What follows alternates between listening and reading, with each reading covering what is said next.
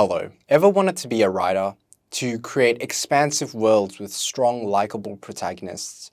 To explore big ideas through poetry or long essays?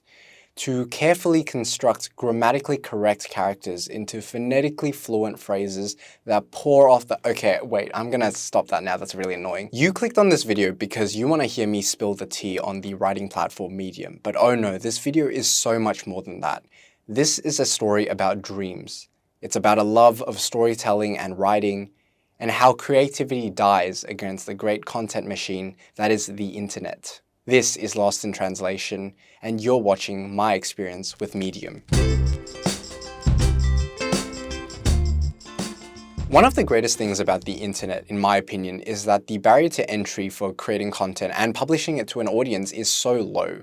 Especially since Web 2.0, the internet has essentially made media social, especially when you look at things like Instagram, Facebook, YouTube. You don't need traditional broadcasting methods or $1 million company to back you up. All you really need is some creative juices and an email account, and you can create pretty much anything you want online. Now, YouTube is actually the flagship example of this. You want to create content around, documentaries or short films. You want to be a radio host, a musician, an artist. You can do all that and so much more on YouTube, which is an awesome thing. And hey, if your channel is big enough, you might actually be able to make this a living, which is a crazy thing that no one would have thought would be possible even a decade ago. So when I heard about Medium that works essentially similar to YouTube in a lot of ways, I was obviously very interested. For those that don't know, Medium is a writing platform where people can write their own articles and blog posts, and then readers on the platform can read it. Hell, if you've built an audience, you can actually make quite a bit of cash from the platform as well. So what's not to love about the platform? So on the surface, there are a lot of similarities between YouTube and Medium, although the economic models behind each platform is quite different. So if you weren't aware, YouTube works by monetizing your audience and gaining money through advertisers and sponsorship deals, which is what this ad roll is right now. Just kidding, I'm not monetized. Medium, on the other hand, works through a subscription service of sorts. So basically, if you want to be a paying member on the platform, you can pay the monthly $5 and gain access to an unlimited amount of articles, many of which are held behind paywalls, which I'll get to later. So because of this direct transaction, you can actually make quite a bit of money on Medium. In fact, some of the highest earners on Medium only have, a few thousand followers, which is relatively small compared to YouTube, where you would need effectively millions and millions of subscribers. And also, if you're someone like me who has some kind of weird vendetta against surveillance capitalism, Medium can actually be a really cool opportunity for you. And in saying that, the barrier to entry for being a paid writer on Medium is incredibly low. There are only two requirements for you to be a paid writer. The first is that you've got to create some content on the platform, which, I mean, if you're there to write, so that shouldn't be too hard. But the second one is that you need 100 followers, which is 10% of the required amount that you would need on YouTube. Once you qualify, you can apply to be a Medium partner, which means that now you can make money off the platform. Now, Medium offers two main ways for you to gain revenue on their platform. The first is through paywalling your articles. So essentially that means that only paying members can read your articles. That way you can guarantee that every reader that reads your article will actually pay for your content, meaning that you get more money and blah, blah, blah. The second way is that you can include affiliate links to readers so that they can sign up for the membership with Medium. So whenever they sign up with Medium, you actually get a small cut of that membership money, which is actually quite sweet. As a keen writer looking to get back into writing, Medium offered a lot of opportunities for me, and I'm sure for a lot of writers as well. There was such a low barrier to entry. The UI was incredibly clean and minimalist. You could essentially leverage off Medium's existing readership already instead of making your own website and having to drive traffic through Google. And they had a straightforward approach to paying their writers as well. So why exactly do I have a problem with Medium? So you've made your Medium account and you're looking to start. Well, how do you go about getting monetized? Write one article? That should be easy because that's what you're on Medium to do in the first place anyway. But getting to those first 100 followers tends to be the biggest hurdle for a lot of writers, myself included, because obviously I'm not on that 100 followers just yet. Yep. So how exactly do you get to 100 followers? Easy. Follow for follow, where you look for new writers and comment that you're looking to follow them with the express intention of them following you back as well. And just like that, the numbers start to roll in. First you get 10 followers, then you get 50 followers, and then before you know it, overnight, you've got 100 followers. That was so easy. What a piece of cake. Until you realize that that's what the Medium algorithm will curate from you from now on. It's mostly a lot of how to grow your following, how to write on Medium, how to write for an audience, how to market your content. It's a lot of marketing and writing topics. Over my time on Medium, I have read a lot of work from writers who have really interesting ideas around mental health, about the future of technology. So I definitely want to give credit where it's due. Medium actually offers a lot of cool ideas and interesting work.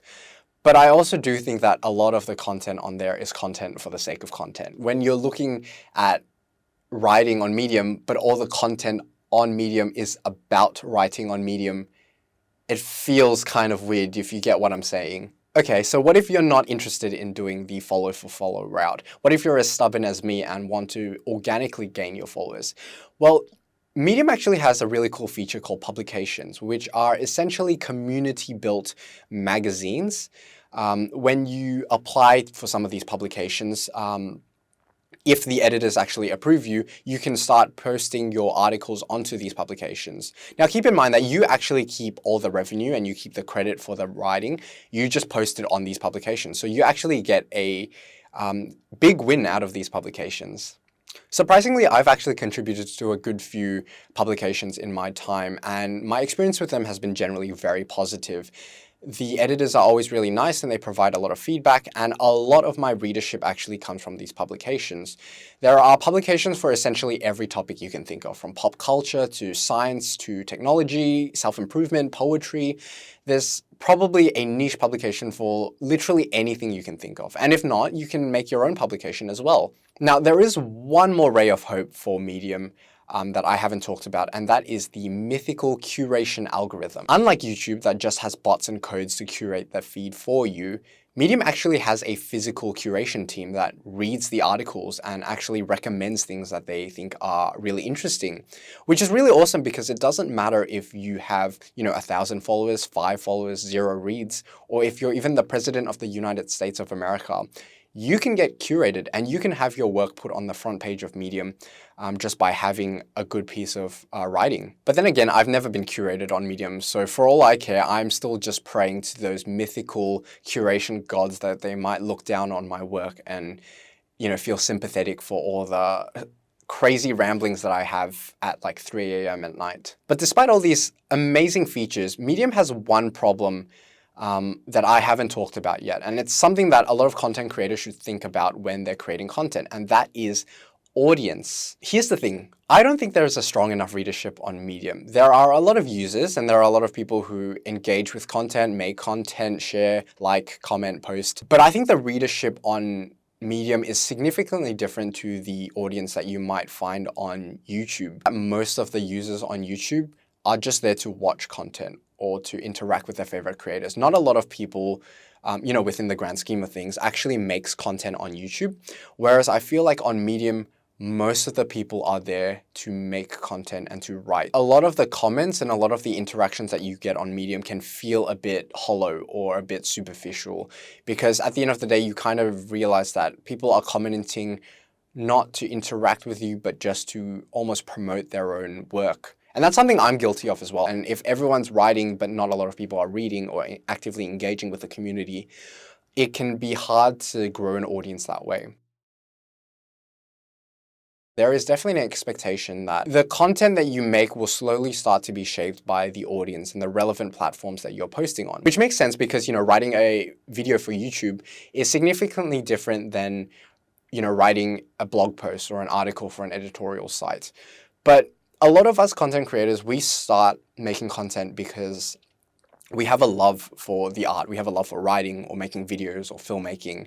And then over time, when you have that pressure of followers and subscribers and likes and comments and, engagement statistics, you definitely get to a point where all you start to care about is your following, and soon the content that you're making is not really what you started to make in the first place. So when I talk about my problems with Medium, really these problems are quite universal wherever you go, whether it's videos on YouTube or even on platforms like Vimeo, Instagram, Facebook, Google, Blogspot, Tumblr. Creativity will always be underpinned by economic gain, and you will always need to tailor your content to the relevant audience. And as a creator, that can be a really scary thing. But if you can break through all the noise and all the saturation of content, I do still think that making content online is a very valuable experience. So yeah, just keep that in mind when you start your Medium account. And hey, if you are on Medium, maybe give my page a follow as well. So yeah, I guess that's it from me. I'll see you guys soon. Bye.